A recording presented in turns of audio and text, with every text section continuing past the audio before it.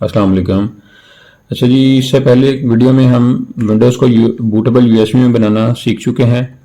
तो आज हम उसी यूएसबी से विंडोज़ इंस्टॉल करने का तरीका सीखते हैं। तो आपने अपना लैपटॉप या पीसी ऑन करना है और उसमें यूएसबी लगा देनी है। यूएसबी लगाने के बाद आपने ऑन करते ही उस पर बूट मेन्यू का की प्रेस करना है, जो कि डिफरेंट ब्रांड में डिफरेंट होता है। मेरे पास एचपी का लैपटॉप है तो मैंने F9 की यूज़ की है। अगर आपके पास डेल का है तो आप F12 यूज़ करेंगे, अगर एसर है तो भी F12 यूज़ करेंगे। तो अगर आपको ये नहीं पता तो आप सिंपल गूगल करके अपने पीसी या लैपटॉप का बूट मेन्यू की जान सकते हैं। तो जी मैंने जो सा है अभी बूट ड्राइव यूज़ करनी है। अपनी जो बूट डिवाइस है वो है यूएसबी, तो मैं यूएसबी को सेलेक्ट कर लेता हूँ। एंटर किया और आप देख रहे हैं कि आपकी विंडोज़ स्टार्टिंग पे है। कुछ ही सेकंड में आप देख रहे हैं कि ये हमारी विंडोज़ की इंस्टॉलेशन जो सी है वो स्टार्ट हो चुकी है। अब ये मेन्यू है, यहाँ पे हमने लैंग्वेज सेलेक्ट करनी है। आप एंटर करें। मैं इंग्लिश सेलेक्ट कर रहा हूँ, आपने अपने रीजन और अपने कंट्री के हिसाब से कोई भी लैंग्वेज सेलेक्ट कर लेनी है। यहाँ पे हमने ये same as it is English ही यूनाइटेड स्टेट्स सेलेक्ट कर रहे हैं और अभी हमने इंस्टॉल पे क्लिक कर देना है।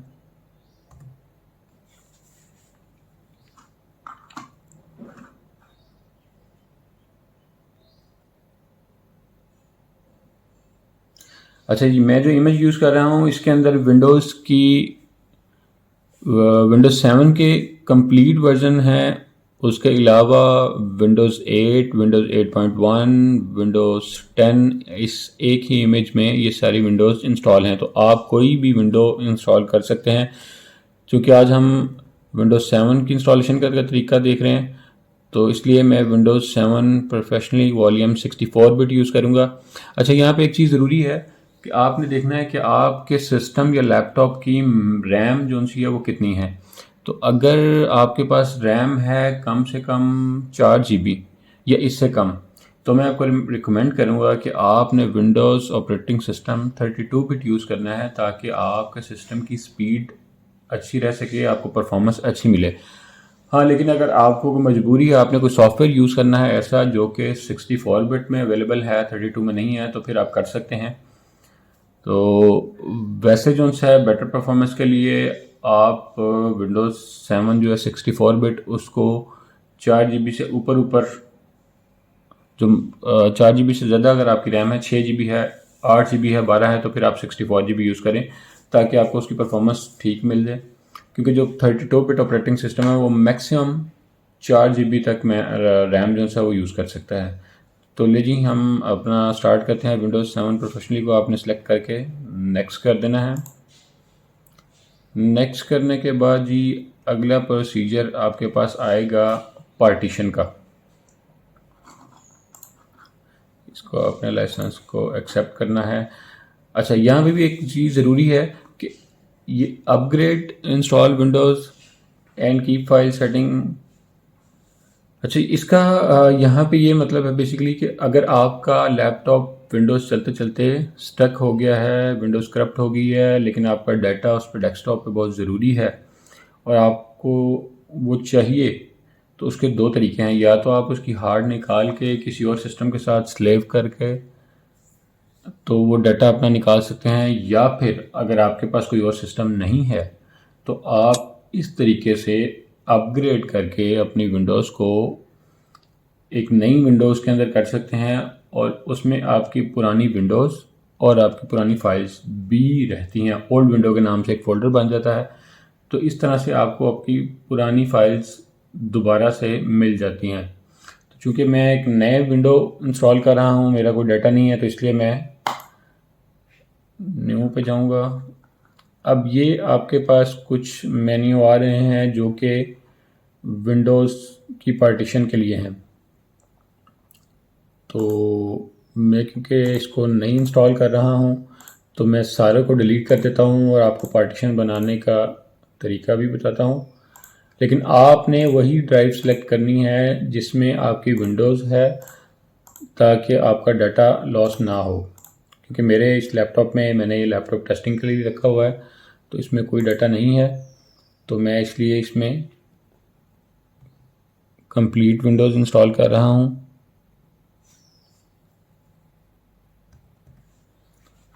ले जी, ये मैंने सी ड्राइव क्रिएट कर ली है। आप अपनी मर्ज़ी से जितनी मर्ज़ी ड्राइव बना सकते हैं। मैंने 111 GB की एक सी ड्राइव क्रिएट की है और 1 to 7 GB की मैंने अपनी डी ड्राइव क्रिएट कर लिया, जिसमें मैं अपना डाटा वगैरह रख सकता हूँ। अच्छा जी, अभी जो फर्स्ट प्राइमरी ड्राइव है वो मेरी नॉर्मली जो स्टैंडर्ड है वो सी ड्राइव है। ये ऊपर वाली recovery drive, system drive, MSR drive, ये सारी रिजर्व ड्राइव हैं जिसमें आप विंडोज़ इंस्टॉल नहीं कर सकते हैं या कोई डाटा नहीं रख सकते हैं, इसमें कैशी होती है। तो हमने सिंपली ये प्राइमरी पे क्लिक करके तो नेक्स्ट पे क्लिक कर देना है, और ये देखें आप, हमारी विंडोज़ इंस्टॉलेशन स्टार्ट हो चुकी है।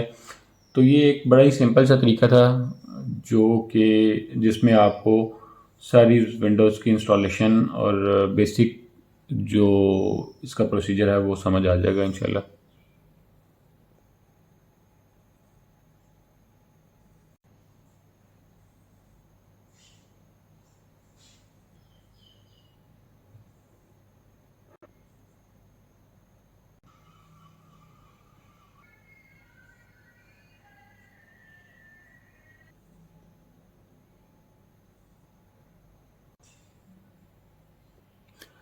अच्छा, ये जितनी भी ऑलमोस्ट टेक्निकल बातें या इसमें स्टेप थे वो हम कर चुके हैं। तो ये जैसे ही ये कंप्लीट होगी, इंस्टॉलिंग फ़ीचर्स और इंस्टॉलिंग अपडेट्स जैसे ही होंगे, तो उसके बाद हमारा लैपटॉप या पीसी है वो एक दफ़ा रीस्टार्ट होगा, और उसके बाद आपने सिंपली इसका एक नेम देना होगा। जो भी आप अपना कंप्यूटर का नेम रखना चाहते हैं वो रख सकते हैं।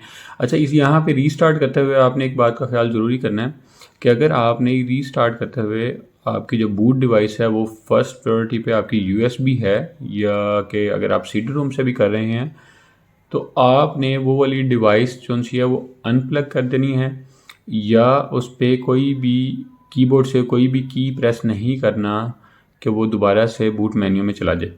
इस बात का आपने ख़ास ख्याल रखना है, क्योंकि अक्सर लोग यही कहते हैं कि जी हम विंडोज़ इंस्टॉल करते हैं तो वो बार बार जी बूट मेन्यू पे चला जाता है। तो वो इसी वजह से जाता है कि आपने जो बूट डिवाइस है वो या तो अनप्लग नहीं की होती है या उसकी प्रायोरिटी चेंज नहीं की होती है, जिस वजह से वो दोबारा से बूट पे चला जाता है।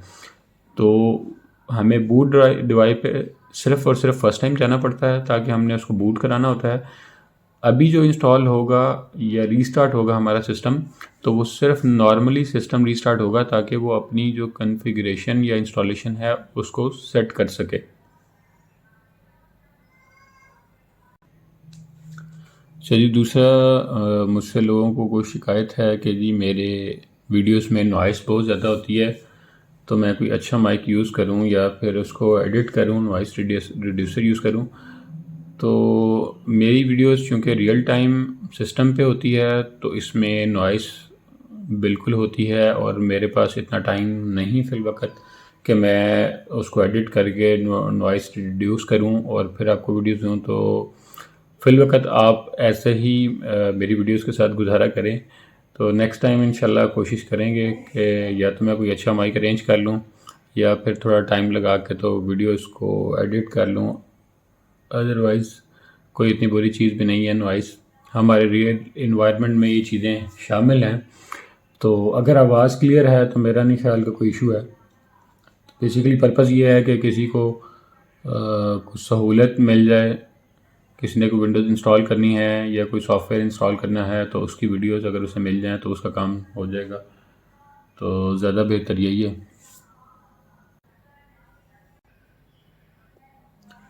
तो जैसा कि आप देख रहे हैं कि हमारा सिस्टम रीस्टार्ट हो रहा है, तो आपने इसको रीस्टार्ट होने देना है और कोशिश करनी है कि अपनी जो बूटेबल डिवाइस है उसको अनप्लग कर लें ताकि दोबारा से वो बूट मेन्यू पे ना चला जाए।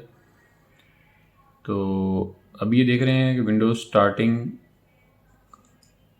जो है वो स्टार्ट हो रही है।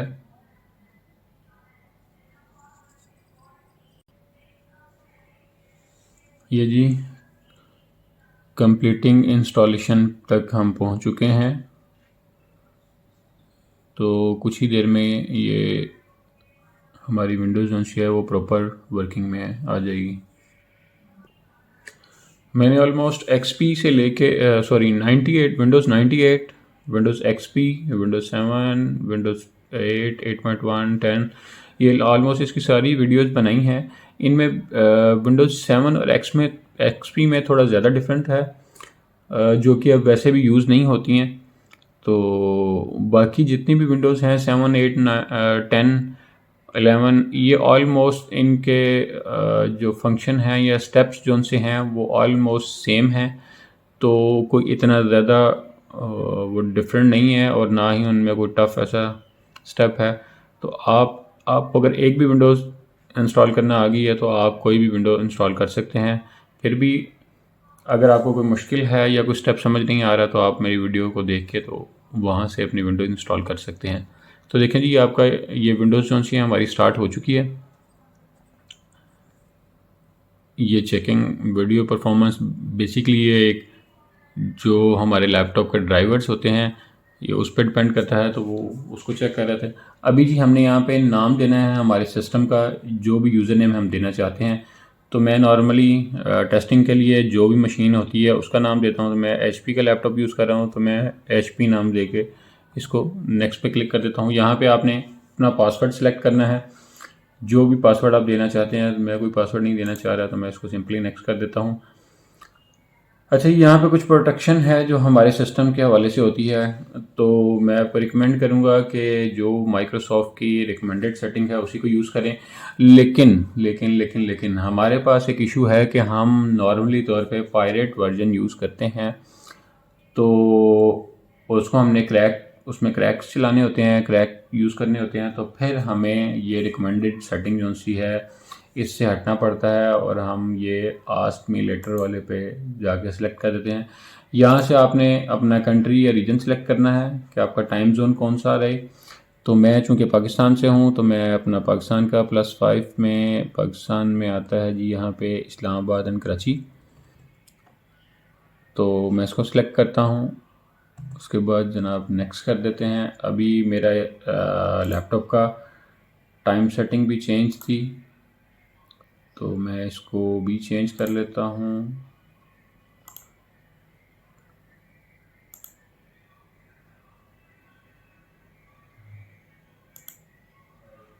अभी यहाँ पे टाइम भी चेंज है, लेकिन ये इसको मैं बाद में ठीक कर सकता हूँ। मैंने सिर्फ आपको एक मेथड बताया है कि आप ऐसे ठीक कर सकते हैं इसको। तो हम नेक्स्ट पे क्लिक कर देते हैं ताकि जल्दी जल्दी हमारी विंडो ऑन हो और हम इसको जो है ना कर सकें।